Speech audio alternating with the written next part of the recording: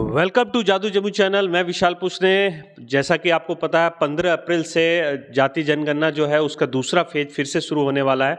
और इस बार पहले फेज में तो आपके मकानों की गिनती हुई थी। अब आपके घर आएंगे कुछ लोग जो आपके घर के डिटेल्स लेंगे मुखिया से। तो क्या है पूरा मामला, कैसे होगा ये, किन किन सवालों का, कितने सवाल, लगभग 17 सवाल हैं, जानते हैं। हमारे साथ Jamui DM sir Avnish sir है। सर क्या क्या सवाल रहेगा? देखिए, जैसा कि अभी आपने बताया कि जो कास्ट बेस्ड सर्वे है, जाति आधारित गणना, इसका द्वितीय चरण सेकेंड फेज़ 15 अप्रैल से शुरू होगा और ये 1 महीने की एक्सरसाइज है। और इसमें जो घर घर में जाएंगे, हमारे जो इन्यूमरेटर्स हैं, प्रगणक हैं, वो जाएंगे। ये सभी हमारे विभिन्न सरकारी विभागों में कार्यरत कर्मी हैं और इनके कार्य को मॉनिटर करने के लिए सुपरवाइजर्स को लगाया गया है। प्रत्येक 6 इन्यूमरेटर पर एक सुपरवाइजर होंगे। और ये जैसा कि आपने फर्स्ट पेज में कहा कि फर्स्ट पेज में जो काम हुआ है, अब उस काम को आगे बढ़ाएंगे। जाएंगे जाने पर वो परिवार के जो मुखिया हैं उनसे मिलेंगे। यदि मुखिया नहीं है तो परिवार के जो सदस्य उपलब्ध हैं उनसे जानकारी प्राप्त करेंगे, जिसमें परिवार के सदस्यों का पूरा डिटेल रहेगा और उनका परिवार के मुखिया से क्या संबंध है, आयु, धर्म, लिंग, वैवाहिक स्थिति, जो ये बेसिक डिटेल्स हैं, इन सारी चीज़ों की जानकारी करेंगे। इसके बाद जो जाति का नाम एवं कोड है इसको अंकित करेंगे। शैक्षणिक योग्यता है इसको लिखेंगे और इन सभी के लिए कोड निर्धारित किया गया है। एक डायरेक्टरी दी हुई है और उस डायरेक्टरी में हर प्रकार की चीज़ों के लिए कोड है, तो जो सूचना मिलेगी उसके आधार पर वो कोड अंकित करेंगे।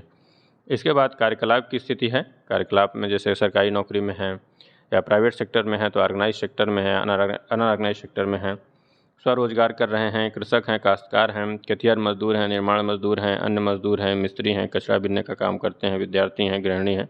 ढेर सारे कॉलम्स बनाए गए हैं, सबके लिए अपना अपना कोड है, तो उनके कार्यकलाप के आधार पर यहाँ पर कोड अंकित करेंगे।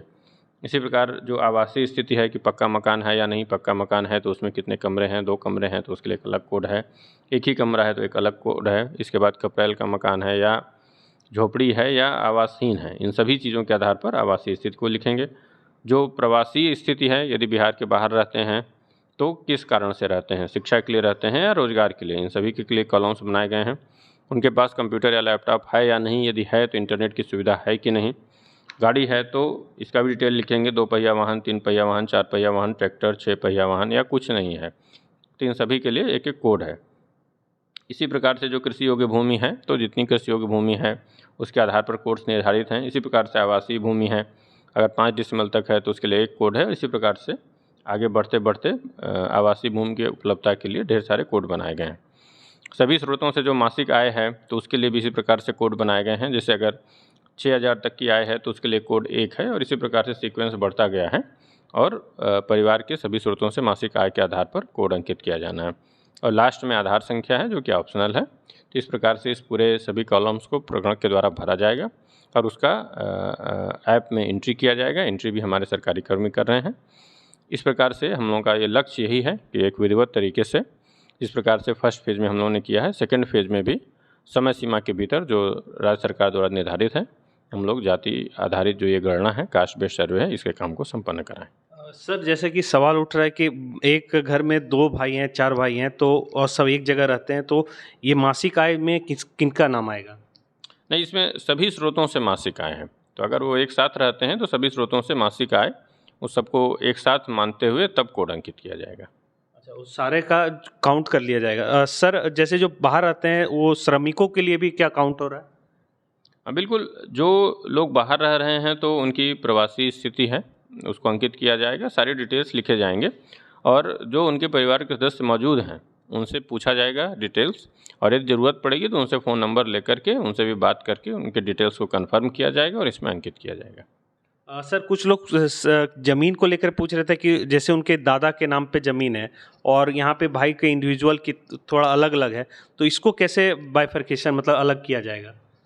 देखिए, जो फर्स्ट पेज हुआ था तो उसमें भवन और मकान इस हिसाब से क्लासिफिकेशन किया गया था। तो अगर भूमि के संबंध में डिटेल्स दादाजी के नाम से है तो उस प्रकार से वो अपना डिटेल बताएंगे कि कुल हमारे पास इतना ज़मीन है और इसको 4 भाइयों में वितरित करना है। तो इस डिटेल्स के आधार पर इसमें हम लोग एंट्री कराएंगे। ये जैसे जाति जनगणना हो रहा है तो कुछ लोग का 2-4 जगह घर हो सकता है या फिर कुछ भाई अलग अलग रह सकते हैं, तो उनका कैसे होगा? देखिए, एक व्यक्ति की काउंटिंग इसमें एक ही जगह पर किया जाना है। जैसे मान लीजिए उदाहरण के लिए कि कोई व्यक्ति हैं वो खैरा के रहने वाले हैं और उनका जमुई में भी मकान है, तो उनकी 2 जगह काउंटिंग नहीं होगी, उनकी काउंटिंग उसमें से एक ही जगह होगी। इसके जो डेटा हैं इसको जो भी किसी व्यक्ति का इंडिविजुअल डेटा है तो उसको लेकर के पूर्ण गोपनीयता रखी जाएगी और सभी हमारे जो सरकारी कर्मी हैं हमने निर्देश दिया है कि किसी व्यक्ति विशेष का जो भी व्यक्तिगत इन्फॉर्मेशन और डेटा है वो अन्य व्यक्तियों से शेयर नहीं करेंगे। जैसा कि सुना आपने कि जो पूरा डेटा को पूरा सीक्रेट रखा जाएगा, किसी से भी शेयर नहीं किया जाएगा। तो अब आप इस जितने भी आपके सवाल थे कि अब जाति जनगणना शुरू हो रही है तो क्या पूछा जाएगा, क्या डिटेल देना है, आपने जान लिया है। अब वीडियो को ज़्यादा से ज़्यादा शेयर करें, ज़्यादा तक लोगों तक पहुँचाएं, ये कन्फ्यूजन जो है किसी के अगर तो वो दूर होगी। मैं विशाल पुष्ने, जादुई जमुई से, थैंक यू।